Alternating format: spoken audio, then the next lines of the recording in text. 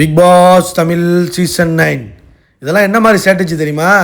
ஏய் உட்காரு, அதெல்லாம் நம்ம கேட்கவே கூடாது. அப்படி அடிக்க பார்ப்பாங்க வேறு மாதிரி சொல்லி. கேட்காத சுபிக்ஷா, இறங்கி அடி. லைக் பண்ணிட்டு வீடியோ பாருங்கள், கண்டிப்பாக சப்ஸ்கிரைப் பண்ணிட்டு வீடியோ பாருங்கள் ஃப்ரெண்ட்ஸ். இந்த வீட்டில் நம்ம எந்த விஷயத்தில் ஸ்ட்ராங்காக நமக்கான ரூட்ஸில் இருக்கமோ, புரியுதா? எதில் நீ ஸ்ட்ராங்காக இருக்கியோ, எதை வச்சு நீ அடிக்கிறியோ, எதை வச்சு நீ ஸ்கோர் பண்ணுறியோ, எதை வச்சு உனக்கு பேர் புகழ்லாம் கிடைக்குதோ, எதை வச்சு நீ கண்டென்ட்டில் வர்றியோ, எதை வச்சு உனக்கு கிளாப்ஸ் வருதோ, இது எல்லாத்தையும் பார்த்துருவாங்க.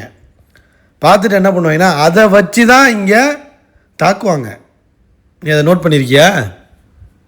இப்போ நான் கமருதனை லவ் பண்ணுறேன்னா அதை வச்சு தான் தாக்குவாங்க. இப்போ நீ மீனவ பொண்ணு, நான் மீனவ கமிட்டிலேருந்து வந்திருக்கேன், அதுக்காக ஏதாவது பண்ணணும்னு சொன்னீங்கன்னா அதை வச்சு தான் தாக்குவாங்க. ஸோ கேம் என்னென்னா, நீ மீனவ பொண்ணு அங்கேருந்து வந்திருக்கேன்னு சொல்லும்போது, ஏய் என்னடா, ஆமாம் அங்கேருந்து தான் வந்திருக்கேன், இப்போ என்ன போடா அப்படின்னு சொன்னீங்கன்னா கேம் மாறும். அதை விட்டுட்டு ஓ அப்படியா மீனவ ஓ இதை வச்சு அடிக்கிறாங்களே அப்படின்னு நீ டவுன் ஆனினா கேம் போயிடும். திருப்பி அடிக்கணும். அதை புரிஞ்சிக்க சுபிக்ஷா அப்படிங்கிற மாதிரி இப்போ சொல்லி என்ன பிரயோஜனம், அப்போ சொல்லியிருக்கணும். அப்புறம் விக்ரம் சொல்கிறாருல, என்ன சொல்கிறாரு? இதை வச்சு மட்டுமே நீ போகிற, இதை வச்சு மட்டுமே நீ போகிற, சென்டிமெண்ட்டு சிம்பத்தி வச்சு போகிற, நீ மீனவ கம்யூனிட்டினால் போகிற அப்படின்னு சொல்லும்போது தான் நீ அடிக்கணும். ஆமாம் நான் அதை வச்சு தான் போகிறேன், அதை வச்சு தான் நான் பண்ணுறேன், உனக்கு என்ன அப்போ, உனக்கு என்னடா, அதை வச்சு போனால் உனக்கு எங்கே வலிக்குது, உனக்கு என்ன பிரச்சனை அப்படி நீ திரும்பி அடித்தாதான் கேம் மாறும். அப்போ தான் சுபிக்ஷா வெளியே தெரியவா. என்னோட கம்யூனிட்டியை தொட்டால் நான் வருவேன், நான் இங்கேருந்து வந்திருக்கேன், நான் கடலுக்கு மீன் பிடிக்க போயிருக்கேன் அப்படின்னு உன்னோட வாழ்க்கையை இதை சொல்லி தான் நீ கேம் ஆட முடியும். அதை விட்டு இவங்க சொல்லி கொடுக்குற ஸ்ட்ராட்டஜி பீட் பாக்ஸிங்கை வச்சுக்கிட்டு துப்புச்சுக்கெலாம் பண்ணிக்கிட்டு இருந்தீங்கன்னு வச்சுங்க, அடித்து துரத்திடுவாங்க வெளியில்.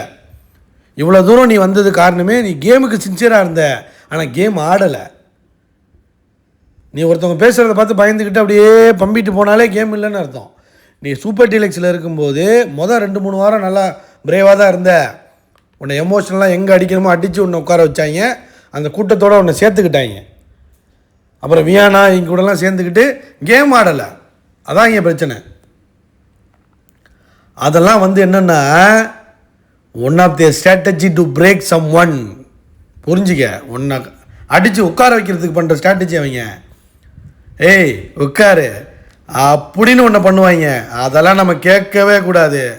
இறங்கி வச்சு செஞ்சுட்டே போயிட்டுருக்கணும். பாரு வேறு லெவல். Hats off. லைக் பண்ணுங்கள், கமெண்ட் பண்ணுங்கள்.